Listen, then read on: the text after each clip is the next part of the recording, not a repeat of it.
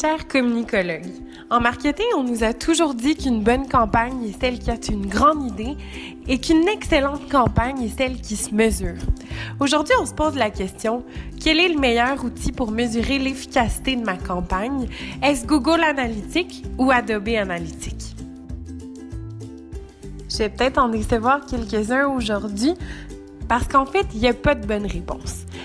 Il y a une multitude de facteurs d'entreprise qui peuvent jouer sur la réponse de celle-ci. D'abord, la taille de l'entreprise. On a tendance à penser que Google Analytics est un outil un peu pour tout le monde, alors qu'Adobe Analytics est un outil qui va aller plus loin, donc qui sert plus aux grandes entreprises déjà bien implantées. Comme vous connaissez déjà Google Analytics, entre autres par le biais du cours, ce qu'on va faire aujourd'hui, c'est qu'on va s'attarder aux principaux avantages d'Adobe Analytics, en commençant par la possibilité de croiser énormément de données entre elles.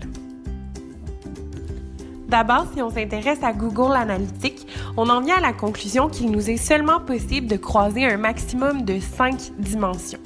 Si on prend l'exemple que je vous ai ici présenté, on remarque que d'une part, on a voulu s'intéresser au fait, on a voulu savoir si la publication était organique ou payée.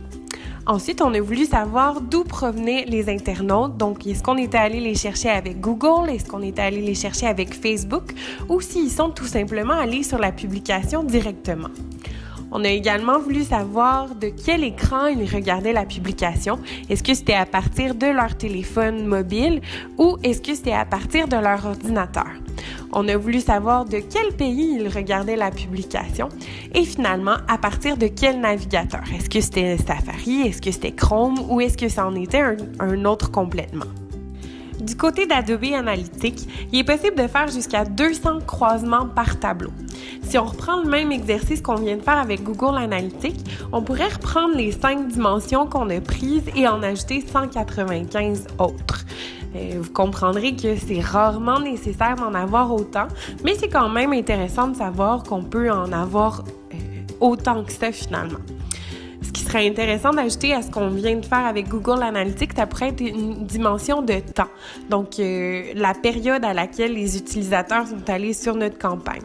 La journée de la semaine ou encore l'heure précise. Est-ce qu'on peut analyser en fonction de notre lien si les gens sont venus plus le matin, en après-midi ou en soirée et dégager une tendance à partir de ça?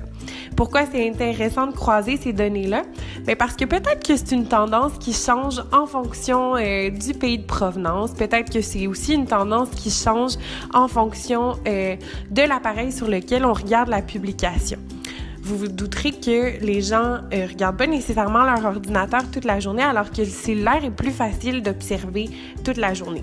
Donc, peut-être qu'on peut observer finalement que les gens se rendent sur une publication plus souvent en après-midi lorsqu'il est question de la regarder à partir de son cellulaire.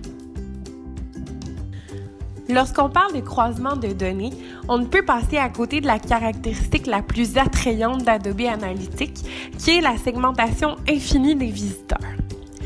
Non seulement il est possible d'appliquer autant de segments qu'on veut au rapport qu'on veut, donc autrement dit à n'importe quel de nos rapports, mais aussi l'outil de comparaison des segments, qu'on appelle segment IQ, met en évidence les différences des segments qui sont significatives. Les caractéristiques clés des segments d'audience sont révélées automatiquement sans qu'on ait à lever le petit doigt, tout comme les potentiels chevauchements de segments. Si on s'attarde à l'exemple que je vous ai mis ici, on remarque que dans les visiteurs uniques, ceux provenant de l'application pour Android sont les plus nombreux puisque c'est ceux qu'Adobe Analytics a décidé de mettre de l'avant. Puis pour créer des segments, c'est très facile, mais ça, on se réserve ça pour une autre fois. Du côté de Google Analytics maintenant, il est également possible de comparer des segments, mais encore une fois, c'est beaucoup plus limité que du côté d'Adobe Analytics. L'outil de chevauchement des segments de Google Analytics, présentant l'information sous la forme d'un diagramme de veine, comme vous pouvez le voir sur l'exemple ici, nous laisse comparer jusqu'à 3 segments d'utilisateurs pour voir rapidement comment ces segments se chevauchent et sont connectés. On peut ensuite utiliser l'outil pour identifier de nouveaux segments d'utilisateurs qui rencontrent des critères plus complexes, comme il est également possible d'observer ici, donc en dessous du diagramme de Venn. Pour l'instant, il est possible d'importer des segments existants, mais pas d'en créer des nouveaux à partir de l'interface utilisateur. De plus, les rapports sont limités à 10 segments, alors que du côté d'Adobe Analytics, il n'y a aucune limite.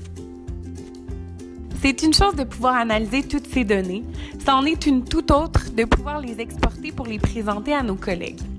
C'est à ce moment-là qu'on peut déclarer qu'Adobe Analytics n'est pas parfait parce que même s'il est possible d'exporter les rapports en différents formats, dont PDF, on peut le faire juste avec les 50 premières rangées de nos tableaux. Il est toutefois possible, grâce à Workspace, de segmenter le projet en différentes parties et ensuite de le partager dans son ensemble ou en partie à d'autres membres de notre équipe.